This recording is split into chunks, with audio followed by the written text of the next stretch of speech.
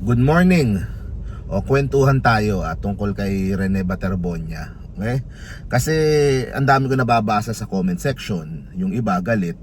At gusto na lang malaman kung ano daw yung totoong nangyari dito kay Rene. Okay? Sinasabi nung iba, ginulpe. Sabi nung iba, sinadyang patayin. Okay? So pag-usapan natin. Okay? Una, ang gusto kong sabihin, wala naman ako doon. Wala kayo doon. Hindi ko din alam. Malay ko ba, baka totoo yung sinasabi nyo, di ba? Hindi ko naman talaga masasabi dahil wala nga ako doon. Yung nanay ni Rene, may nakitang mga pasa. So, syempre, gusto ko ding malaman kung ano ba yung nakita niya na yon. Yung medico legal, hintayin nating lumabas. Paglabas nun, pwede nating magamit na ebidensya kung ano man yung lalabas doon sa medico legal. So yun yung sa part na yon. Yung iba kasi sinasabi sa comment section, nababasa ko na hazing, okay, ginulpe itong si Rene. Ang nasa isip ko naman, anong klaseng hazing yon na isang tao lang yung ginugulpe? 'Di ba kasi ang pagkakaalam ko, pag hazing, 'di ba, initiation, lahat ng rookie, lahat ng bagong pasok, ginugulpe. 'Di ba? So, anong klaseng hazing 'yon? Isang tao lang ginugulpe nila. 'Di ba? Parang medyo ngayon lang ako nakarinig ng ganun. So, dapat yung mga rookie may mga pasapasa din. Kung talagang merong actual na hazing na in a traditional sense na, 'di ba, yung may mga paddle ganun. So, dapat yung mga kasama may pasa din siguro, pero hindi naman natin sila nakikita. So, tapos, ang sinasabi din sa comment section, i-address din natin na pinatay. Pinatay dahil sa inggit itong si Rene. Okay? Ang hirap din isipin, estudyante ka, kumaga, ang laki ng potential mo, maging PBA player, maging UAAP star, maging maglaro ka sa abroad, tapos magpaplano ka na may patayin kang teammate dahil lang sa inggit. 'Di ba? Isusugal mo yung buong karera mo, yung milyon-milyon nakikitain mo dahil sa inggit. Papatayin mo yung ano. So, yun yung sinasabi doon sa comment. Like I said, wala ako doon, 'di ba? Hindi, kumaga, malay ko ba kung tama kayo at mali ako, 'di ba? Tapos ito pa yan. So ibig sabihin, nagsisinungaling si Kiefer, nagsisinungaling si Sam do sa interview kahapon sa podcast, nagsisinungaling si Bahay, yung tatlong player na nandoon sa town hall kahapon. So nagsisinungaling lahat ng mga player. Tinatago nila na kung talagang pinatay itong sinadya itong si Rene. Nagsisinungaling yung mga assistant coaches, pati yung mga first responders doon. So, nagsisinungaling silang lahat. Okay? So, paano papatunayan yun? Yun ang isipin nyo din. Kung paano ba papatunayan kung totoo yung sinasabi nyo na hindi talaga nangyari yung mga lahat sila muntik ng malunod, tapos sinadya lang talaga na patayin tong si Rene. Paano papatunayan yun? Yun ang isang mabigat na tanong ko din na na maganda isipin nyo din dun sa mga nag-iisip ng teorya na yon. Okay? So ako, para sa akin, it's hard to think that way na pag-iisipan itong si Rene. Kung isipin nyo, mga future PBA players yan, mga malalaking stars yan ng basketball, tapos itatapon nila yung buhay nila dahil lang sa inggit. Para magawa nila, alam nyo ba kung gaano ano yun, na pag magde-decide ka, napapatay ka ng ibang tao, kung gaano kalaking desisyon yun, na iilang tao lang ang kilala ko na capable of actually doing that, dahil hindi yun biro. Okay? Okay, so yun yung gusto ko lang i-acknowledge yung mga sinasabi ninyo, kasi like I said, wala kayo doon, wala ako doon. Malay ko ba, baka tama pala kayo, di ba? May nakita ng pasa yung nanay ni Rene. With that being said, okay, ang punto ko naman, kung if ever kayo yung tama, if ever ako yung tama, yung teorya ko yung tama, either way, isa din naman yung kaso na isasampa kay Tab Baldwin. Pareho din naman. Okay, yung kaso na haharapin ni Tab Baldwin na kinakatakutan nila. And that is the anti-hazing law. Okay, kung totoo man yung sinasabi nyo na talagang ginulpi si Rene bago siya nalunod, okay, either way, anti-hazing law yung kakaharapin ni Tab Baldwin. At doon siya natatakot. Okay, doon siya natatakot. Bakit? Dahil una, reclusion perpetua. Okay? Habang buhay na pagkakakulong yung haharapin ni Tab Baldwin doon. And ito kasi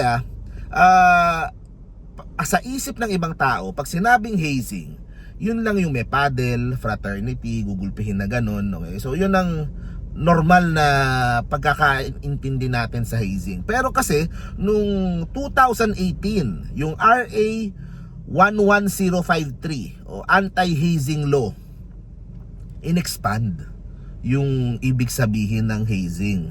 Okay? Ito sinasabi dito, the law prohibits hazing in fraternities, sororities, all school-based organizations. This includes acts causing physical or psychological suffering as part of initiation rites. Okay, so hazing is no longer limited to physical injuries. Okay, kasama din dyan physical harm, which is yun yung nangyari kay Rene, na harm talaga sila physically, psychological suffering, humiliation, embarrassment, degradation, any activity that threatens a person's dignity or well-being during initiation rites. At maaring doon pumapasok yung sinasabi nila Kiefer, kung totoo yung sinasabi nila na yung pinaglakad sila sa sand, na mahirap, na maaring yun yung lumabas na parang initiation rites nila eh. At kung maniwala yung korte na pasok yun as initiation, kasi kumaga mandatory yan, no choice naman sila kung di pumunta dyan sa Aurora eh. O baka makahanap sila ng probable cause at makasuhan at makulong itong si Tab Baldwin, para yung kanyang trial, mahabang trial yan. So yun ang problema niya, kasi maaring pumasok kahit totoo yung sinasabi nila Kiefer, na ako naniniwala ako, totoo naman yung sinasabi niya, maaring kayo hindi kayo naniniwala, parehong anti-hazing yung labas. Okay? Parehong anti-hazing yung haharapin na kaso ni Tab Baldwin. Ang punto kasi dito, marami tayong maraming teorya ang mga vloggers, ang tanong, kaya ba nating patunayan sa korte? Okay? Kasi isa lang naman ang gusto natin pareho, hustisya at katotohanan doon sa nangyari kay Rene. So sa akin, ang sinasabi ko lang, maaring magkaiba tayo ng paniniwala, maaring di kayo naniniwala kay Kiefer. Ako kasi marami akong nakilala diyan dahil sa Ateneo din nga ako, marami akong kakilala diyan, marami akong kakilala ng kakilala. So yun ang naging judgment ko. Pero either way, pareho lang naman ang gusto natin, na malaman yung katotohanan, at kung makita na guilty itong si Tab Baldwin tsaka yung ibang kasama niya, makulong sila. Okay?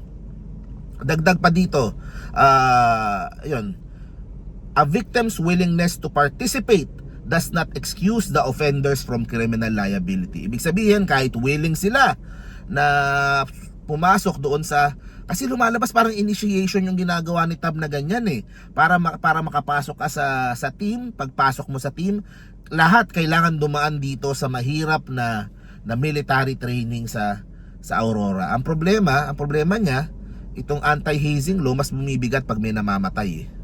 So yun ang problema. Of course, pagdating na sa actual na korte, expect nyo na all the best lawyers, di ba? Magagaling na abogado, magagaling na may pera eh. Di ba? Talagang lalabanan nila. Sasabihin nila hindi hazing 'yan. Training lang 'yan para sa team. Ganun ang kanilang magiging defense diyan.